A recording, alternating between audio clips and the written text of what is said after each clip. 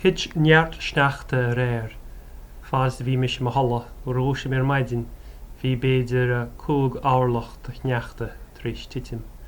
So bhí mé cappa go ngóin amach a dín siobadórach stuff mar sinach.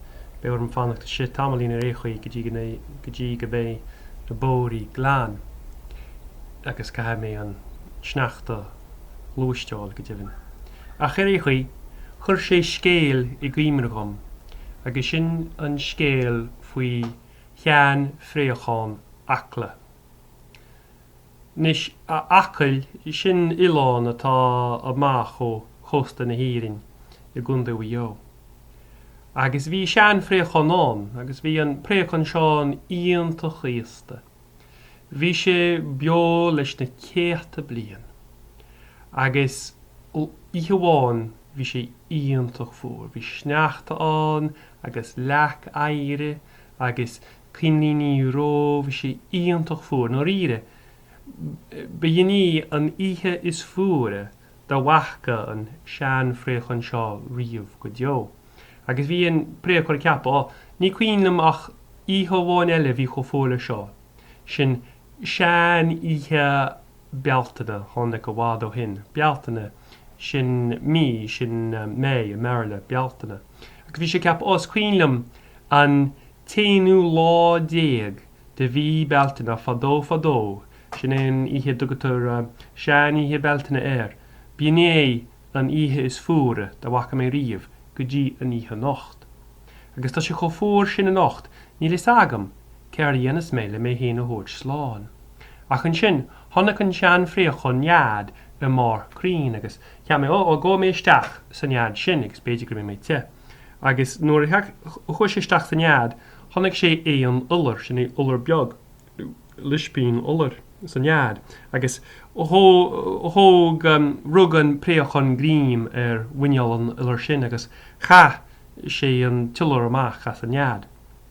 Ach nuair a tháinig an mháthair ile rais, ní ras ag an uller nach a héan héin a bhí iste san nead mar bhíon ihe an agus bhí sé iontach dó. So thug sé begarín bí a begarín fiola gan phréachán agus iontach sástí a bhí an préachán agus an tuillir a níos ar a bréachán leis an éon a chuineáil te mar cheap an tuillir gur bé héan beag héin a bhí iste san nead I leabhar an phréachán ach sin préachán a bhí an. Ach réchuí, bhí sé go fuair sin go neireach an tuillir am go chéile leis na hetí bhóla le héin a chuineáil te agus bhí sé chlásán agus a gearán faoin bhuacht an tamar fad. Well, nuair a bhí an tuillir íana seo, has an préachán ag éirí búthe. Mar bhí an préachán búthe nuair thiocach an lá, beidir cínte go mechas ag an ngeallar nach a héan a bhí iste san nead ach an préachán agus an sin churthans go níanach an tuillir ionsaí ar a bréachán. So bhí an préachán is mó carí anas mé faoi seo. Well, uair amháin nuair a d'éire an tuillir lena chuid etí a bhóla. Dúirt an préachán, is ihe uair I seo cínte achas cuinnlam ihe tá fiú níos fuair na sin. Ná ihe seo. Agus bhí íontas ar an uller, mar bhí a héan cho beag sin, cho thóg sin, nach meach caint ag. So bhí sé ceappa bhfuil cin fá bhfuil caint ag an íon beag seo. Agus ddraigar sí an préachán dúir sí, well, ce chuil is agad sa gur rá ihe níos fuair na seo. Agus ddraigar an préachán. Well, just tá sagam sa, na bhí búra faoi chuí bhfuil is ams. Ach, mar a bhfuil tú cínte go cho fada le lun dubh an chearta. nó cearta sin áit cínte míon gawa a gobar, bíonn si dína urlaisí as íran, bíonn si ó búla na bárí íran sin le hurlaisí dhéana. Agus dúirt sin tuillir, well, scéal eisteach é seo, so go mé cho fada le lundómh an chearta agus jou mé amach ceirtar siúil. So, cho an tuillir go dtí an lundómh, agus tháinig si cho fada leis a lundómh agus sa gcearta agus díra sí gan lundómh. A lundómh a chearta, rud a cinn eisteach atá tríos tarlúins. Ma éon beag nach bhfuilach mí a bháin díis, thosa sé caint. Agus dúirt sé go lá fiú níos fuair na seo, an trách an Scéal.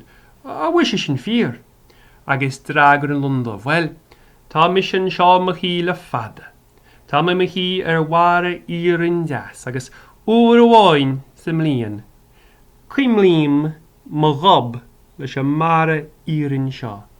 Agus margheallar sin tá an tírean níis a gairí cho tánlaí fínalta sin. Má chuimlím mo ghob uair amháin eile leis an mara iarrain brise sé. Sin í cho sean sa tá mé níis. Ach fiú cé bhfuil mé cho sean sin. Ní acha mise riamh ihe tá níos fuaire ná níthe seo. So tá mise ceappa ghfuil déon hain níos sin an mise. Well, dragar an children. Well, cé chuir féidir sin. A bhfuil duine cinnt an amachchas aige cé hé seo. Agus dragar an Lundamh. Well, tá taramh na parca ní sinna mai hain. Go cho fada le taramh na parca agus beidir go mé an taramh in an ráileat céir tá gceist. Well, duine an children agus tháinig sí cho fada le taramh na parca. Agus díire sí an taramh, dúir sí. A taramh na parca. Tá éon óg agam. Agus chúise cinnt nach tigam tá cainte gan íon seo. Agus dúir sin téann seo liom nach í seo níos fuaire dar a riomháin. Agus go Seanoíche Bhealtaine fiú níos fuaire ná an hir seo. Chua mé cho fada leis a Lundamh a chearta. Agus dúirt Lundamh a chearta gúil sé sin se ina síon sin mhara iarrain agus go gimlíonn sé a ghob leis a mara sin uair amháin sa mbliain agus má chimlíonn sé a ghob uair amháin eile leis go mrise sé sin an níos atá ag Lundamh sin. Agus dúirt sé Lundamh gur tusa fós ní sinna. Bhfuil is agatsa céir tá arsúil an seo. Dragar an taramh. Well, tá mise sa barc seo le blianta fada. Gach blian titin an péire airca díam agus fásan siad arás. Agus gach blian nuair a hitins na hairca, tógan na daoine na hairca agus táin siad isteach sa talamh. Agus tá siad a chur fáil timpeall ar a barc seo leis na hairca sin. Agus tá an farc seo achra ar lehead agus ar fad. Agus nuair a hagins an chéadmhaoin eile agus hitis na hairca díam bé an fáil sin críochnathe sin an níos atá agam héan. Ach fiú cé bhfuil mé cho sean sin, ní acha mise riamh ihe tá níos fuaire ná an ihe nocht. Agus mo thuairim héan is dócha bhfuil in téan sin I de nead níos sinna ná mé héan. Ach tá agam ceird is féidir leat a dhéanamh. Tá rud a chinse tá níos sinna ná mé héan freisin. Agus sé brudán dál an as a rua an tain bhí sin atá níos sinna ná mise. Go cho fada leis an brudán agus beidir go mé an brudán sin in an ráileat ceir tá agat. Well, ghlach an tiilr buíochas leis a taramh agus thuais sí cho fada le brudán dál an neasa. Agus nuair a bhaint amach an brudán, dúirt an tiilr leis a brudán.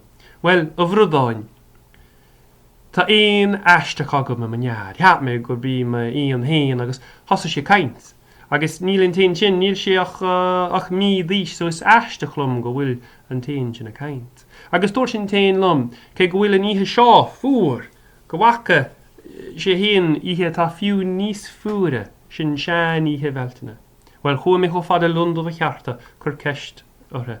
Agus dúirt sé lumsa, gur sé ina suí ar mhara iarrain le blianta fada, agus go gimlíonn sí a gob leis an mara iarrain sin uair amháin gach blian. Agus má chimlíonn sí a gob a ríist eile leis an mara sin go dite an bara iarrain sin as a chéile. Agus dúirt sé lumsa go chearach gáil cho fada le taramh na parca. Agus chua mé go dtí taramh na parca. Agus dúirt taramh na parca lom go ditin péire aircha de chula bhliain. Agus bhfuil na daoine cruthú fáil timpeall ar a barc achra ina bhfuil sé. Agus nuair a hitis an péire aircha I mbliana go mé an fáil sin críochnathe. Agus cé go bhfuil sé cho sean sin níl is aige gur a riamh ihe níos fuaire ná an ihe seo. Agus bhil an taramh chumsa ghol ho fada leathain agus ceiste chorórta. Agus dragar brudán dál an neas a rua. Well, tá an ceart ag téan héan. Bhí ihe bháin ná a bhí níos fuaire ná nithe seo. Sin Seanoíche Bhealtaine a tháinig go bhád ó hin. Agus bhí nithe sin chó fuair sin go mise a léimt níos as an isce le mé héana a chuneáil níos teocha. Agus uair bháin nuair a léim mé go nisce agus nuair bhí mé tiite misteach a ríist róú an tuiscear fad. Le go neacha mé a bhlach sáin go neacha mé is sáin sa leaghcéir. Agus ní ra mé an bugga mar bhí mé sánaí i leaghcéir an isce. Agus an sin tháinig an Seanphréachán ó fada lumsa. Agus bhain sé an túil as mo chleagan. Agus tu sé é. Agus sin an fá go dúchtar brudán dál a neasarú is ormasa. Agus tá bhar sin tá mise cheappa gur bé Seanphréachán atá iste i den nead agus ní téin sin. Agus ba chear chuite go le rais agus pinós a dheara ar a bréachán sin. Well, nuair a chúla an teolóir an scéal seo. Deirtear sí a rais cho scupa agus a déití cho fada le na nead héin ach nuair bhain sí a nead amach. Bhí an lá an agus bhí an Seanphréachán imi.